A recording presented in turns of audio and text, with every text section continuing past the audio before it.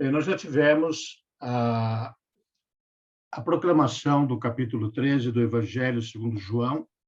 Tivemos também uma discussão prévia nas salas de 30 minutos, onde cada um pôde compartilhar a sua opinião.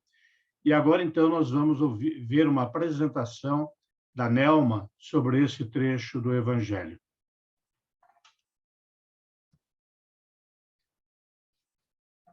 Continuamos reunidos em nome do Pai, do Filho e do Espírito Santo. Amém.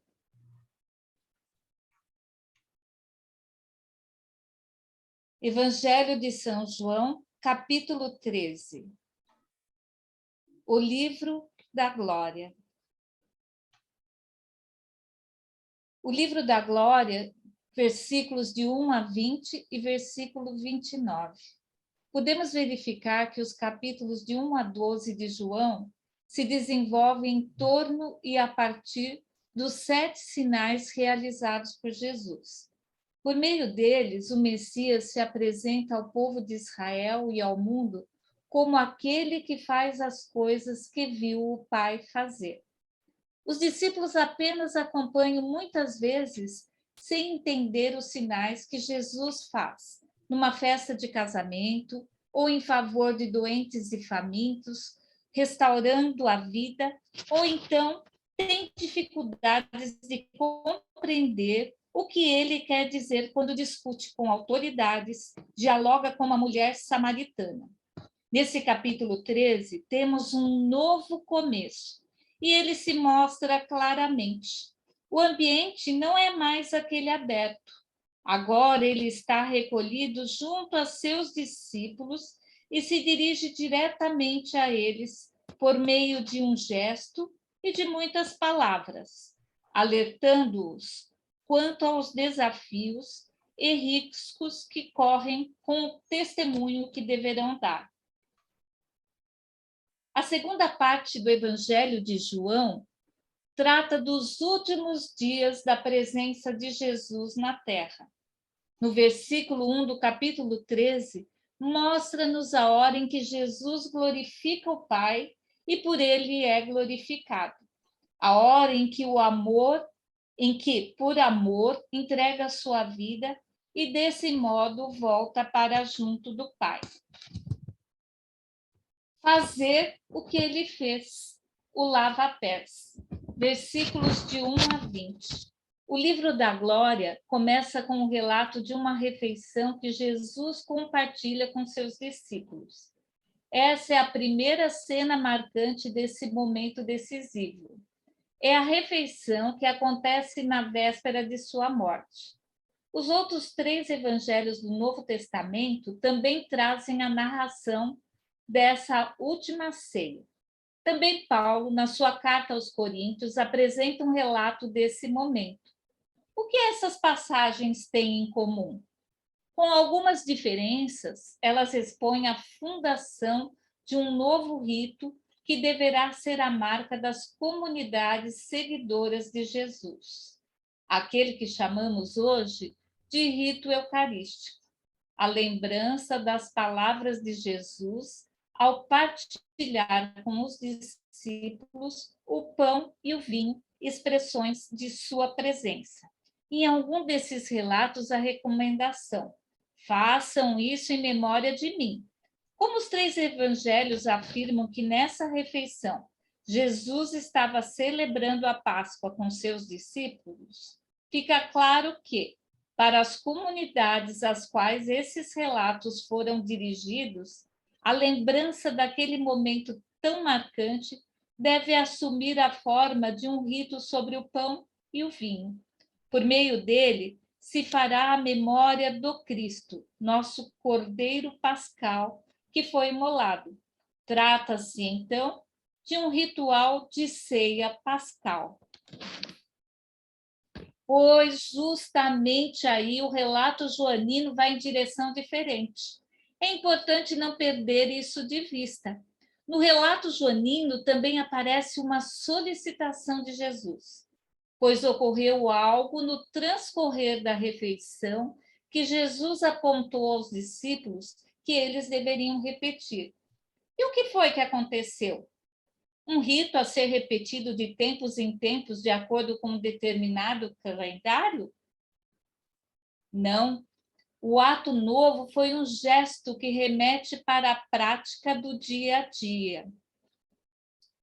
Sendo assim, aquilo que Jesus pede que seja feito em memória dele não é a realização de um rito, como se propõe nos outros evangelhos e em Paulo, mas uma prática que tem o gesto dele como exemplo que inspira para ser atualizado em todos os tempos e situações. Imaginemos a cena ocorrida no momento do lava-pés. O gesto de Jesus é apresentado devagar, com todos os detalhes. Tirou o manto, pegou uma toalha, amarrou-a, começou a lavar e enxugou. Lavou os pés do discípulo no meio da refeição. O silêncio é quebrado pela intervenção de Pedro. Pedro não consegue entrar em sintonia com o gesto de Jesus. Jesus esclarece qual o sentido do seu gesto. Reflexão sobre o gesto de Jesus. No ambiente cultural dos tempos e da escrita do Evangelho de Jesus, o lava-pés era feito antes da refeição e não durante esta ação. Este ato era praticado por quem? Por escravos ou por mulheres. O lava-pés era um gesto simbólico de relações de hierarquia social. O gesto de Jesus é fora de esquemas, pois é realizado por aquele que logo vai dizer: eu sou mesmo o Senhor e o mestre de vocês. Pedro percebe que a atitude de Jesus quebra radicalmente os esquemas mentais a respeito de como devem ocorrer as relações entre os diversos grupos que compõem a sociedade. Como é que o Senhor vai lavar os pés de alguém inferior? Inaceitável. As respostas de Jesus deixam Pedro sem saída. Se quiser participar da refeição, partilhar da intimidade do Senhor, terá de irmanar na aceitação do gesto que está sendo realizado. Pedro aceita, mas busca em seu entendimento. Será um rito de purificação parecido com tantos que eram previstos na religião de Israel?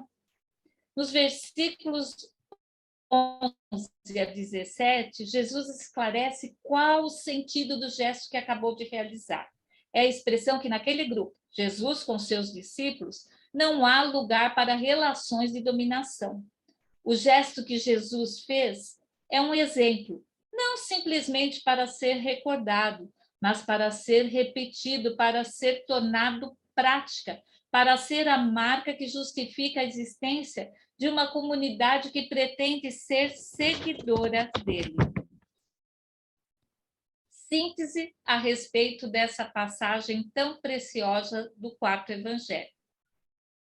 Em vez de narrar a ceia e os gestos e palavras de Jesus sobre o pão e o vinho, como se lê nos evangelhos sinóticos e na primeira carta de Coríntios 11, de 23 a 26, o quarto evangelho apresenta outra cena, que deverá ser assumida como exemplo deixado. O serviço aos irmãos que daí se espalha para a sociedade.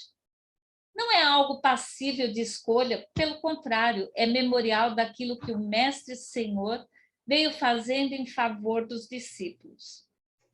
O gesto de Jesus não deve ser entendido como um novo ritual que estaria sendo instituído por ele. Esta é a compreensão de Pedro, e Jesus trata de corrigi-la imediatamente. E o problema não é só a compreensão, a atitude dele na cena é de quem precisa distinguir-se dos demais. Primeiro, se recusa a deixar que Jesus lave seus pés. Depois, deseja tratamento diferenciado em relação ao que Jesus está fazendo. Sua postura diante dos companheiros e em relação ao Senhor precisa ser radicalmente revista.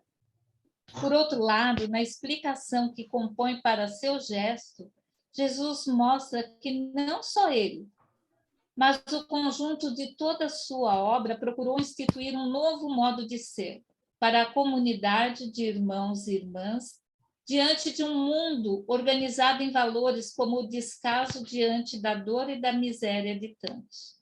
Mundo esse que precisa ser contaminado pelos valores que um gesto tão radical como o de Jesus indica de maneira tão clara para nós. Jesus nos deixa uma lição de humildade, de serviço. Será que nós somos capazes de servir com humildade? Se a resposta for afirmativa, sereis felizes. É o próprio Jesus quem nos diz. Em verdade vos digo, o servo não é maior do que o seu senhor, nem o enviado é maior do que aquele que o enviou. Se compreenderdes estas coisas, sereis felizes sob a condição de as praticardes. Anúncio da traição de Judas, versículos de 21 a 30. O evangelista João dirá várias vezes que se tratava de um ladrão. Logo, alguém de caráter duvidoso, de quem se pode esperar tudo. A traição seria apenas mais uma manifestação da personalidade maldosa deste discípulo. Os evangelhos, em geral, referem-se a Judas como alguém que vendeu sua própria consciência ao aceitar entregar o mestre por um punhado de dinheiro. Entretanto, é possível suspeitar de outras razões desta atitude deslocada. Será que Jesus entendeu de fato o projeto de Jesus? Será que Judas entendeu de fato o projeto de Jesus? Terá sido capaz de abrir mão de seus esquemas messiânicos para aceitar Jesus tal qual se apresentava? Estava disposto a seguir um Messias pobre, manso, amigo dos excluídos e marginalizados, anunciador de um reino incompatível com a violência e a injustiça? Judas esperava tirar partido do reino a ser instaurado por Jesus. Vendo frustrado o seu intento, não teria tido escrúpulo de traí-lo? Uma coisa é certa: Judas, como muitos de nós, estava longe de sintonizar-se com Jesus. Algo parecido acontecia com Pedro, que haveria de negá-lo. A diferença entre os dois é que este recuou e se converteu à misericórdia do Senhor. Vejamos passo a passo o desfecho dessa passagem. Ainda estamos no contexto da última ceia, mas o clima se altera brutalmente. Na verdade, os versículos de 18 a 30 já indicavam essa alteração. As coisas ficam sombrias. Há alguém ali no grupo que não está sintonizado com a comunidade criada por Jesus a partir dos valores radicais comunicados pelo gesto do lava-pés. Além disso, pão partilhado não combina com traição. A gravidade da ação de Judas na contramão de tudo que aquela refeição estava significando fica reforçada com a informação final desta passagem. Era noite. Quem está lendo ou ouvindo o relato do Evangelho já sabe por antecipação que agora é comunicado de forma explícita. A revelação de que Judas tem planos de entregar Jesus mostra como a falta de sintonia com os valores ensinados por Jesus é um risco permanente a qualquer um que compõe a comunidade de seus discípulos.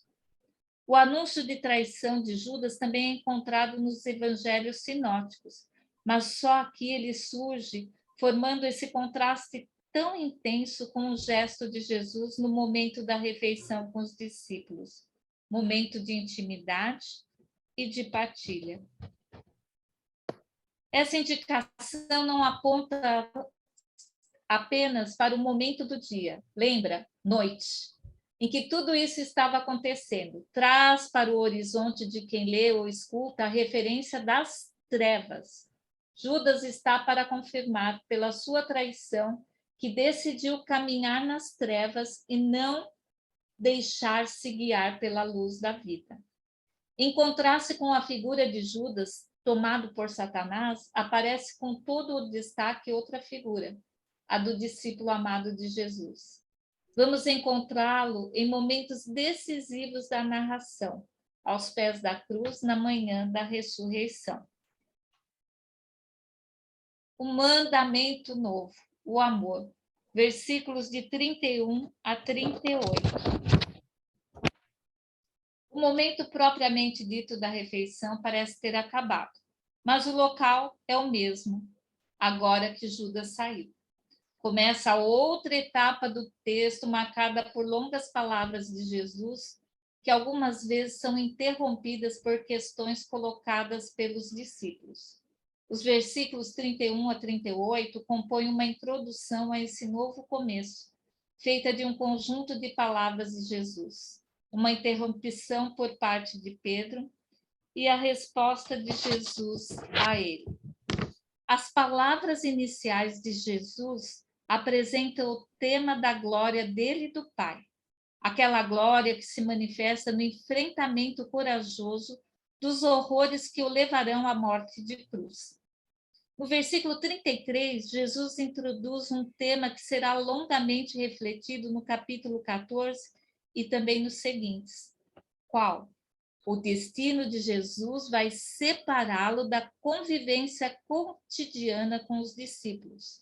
Por enquanto, ele provoca somente a reação de Pedro, espantado com as palavras de Jesus. Sua aparente disposição em caminhar com ele rumo ao desconhecido é logo cortada por Jesus, que o coloca diante da sua pequenez, da sua fragilidade, ao seu gesto de negação, que vai ocorrer 3 vezes. Anúncio esse também presente nos evangelhos sinóticos. Observando aqui as fotos, a gente já vê uma inspiração, que o centro dessa passagem ele é introduzido por um outro tema. Amai-vos uns aos outros, de Jesus aos seus apóstolos. Como eu vos amei, assim também vós deveis amar-vos uns aos outros. Mas como será mesmo que Jesus Cristo, nosso Senhor, amou os seus discípulos? Nossa tendência imediata ao ouvir estas palavras de Jesus é pensar na cruz, onde ele verteu amorosamente seu sangue pela nossa salvação. E não está errada a associação, porque, de fato, ninguém tem maior amor do que aquele que dá a sua vida por seus amigos. Mas àquela altura do Evangelho, Cristo não havia ainda sido entregue nas mãos dos homens. O Cordeiro não havia ainda se deixado imolar por nós. Estando, pois, o verbo usado por nosso Senhor no passado como eu vos amei, ele diz, e não como eu vos amarei, a que mais poderia ele estar se referindo naquela oportunidade, senão aos 3 anos que passou ensinando seus discípulos e acendendo em seus corações o amor divino? Pois bem, se foi desse modo que ele nos amou, e é desse modo que ele quer que nos amemos uns aos outros. O apostolado não é para os cristãos um luxo acessório, mas uma exigência irrenunciável. O maior desejo do coração de um católico deve ser levar a Cristo a todos que estão ao seu redor. Nessa missão, devemos procurar imitar em tudo, é claro, o nosso divino mestre, que usou de grande paciência para pescar os seus discípulos. Foi pouco a pouco os cevando até os fisgar e atrair em definitivo a si. Mas a necessidade de pregar com palavras e com a vida é mesmo indispensável. Na Bíblia judaica se falava do amor ao próximo como a si mesmo, e isso é retomado por Jesus de acordo com os evangelhos sinóticos. O narrador joanino certamente não desconsidera essa tradição, mas a modifica. O seu foco consiste em que os membros da comunidade tenham o amor entre eles como princípio e meta de todas as suas ações. Síntese do capítulo 13. Pedro aparece 3 vezes e nenhuma delas ele está bem na fita. Não entende o gesto revolucionário de Jesus. Precisa do apoio do discípulo amado para saber o nome do traidor. Fica sabendo por antecipação que negará Jesus. Nesse capítulo, que tem o gosto amargo da traição na sua cena central, ainda reforçado pelo anúncio do ato covarde de Pedro, estão as indicações mais exigentes para a formação da comunidade feita de pessoas que pretendam seguir Jesus. Cena do lava-pés. Jesus diz aos discípulos: lavem os pés um dos outros. Ainda durante a refeição, Jesus diz a Judas: faça logo o que tem a fazer. Ao fim da refeição, Jesus diz aos discípulos: amem-se uns aos outros. Veja a correspondência entre a exigência que Jesus coloca a partir de seu exemplo e o mandamento novo que agora ele estabelece. Não é por outro caminho que a mensagem cristã poderá ser propagada de forma eficaz. Não basta a adesão individual a Jesus. Ela precisa ser expressa no compromisso amoroso e solidário com os irmãos. E eu termino meu estudo, nosso estudo, com a seguinte frase: a comunidade de Jesus tem uma marca, o amor. E nós falamos em nome do Pai, do Filho e do Espírito Santo. Amém. Amém. No próximo slide tem as referências da onde eu tirei esse estudo. Amém.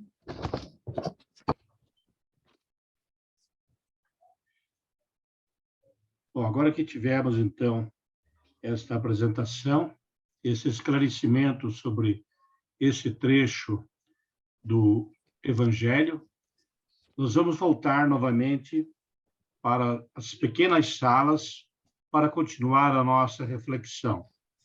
Sempre lembrando que agora é o momento de trazer para si a reflexão. O que esse trecho do Evangelho fala para a sua vida? O que ele te questiona? O que ele te propõe? E o que você gostaria de responder ao Senhor em forma de oração?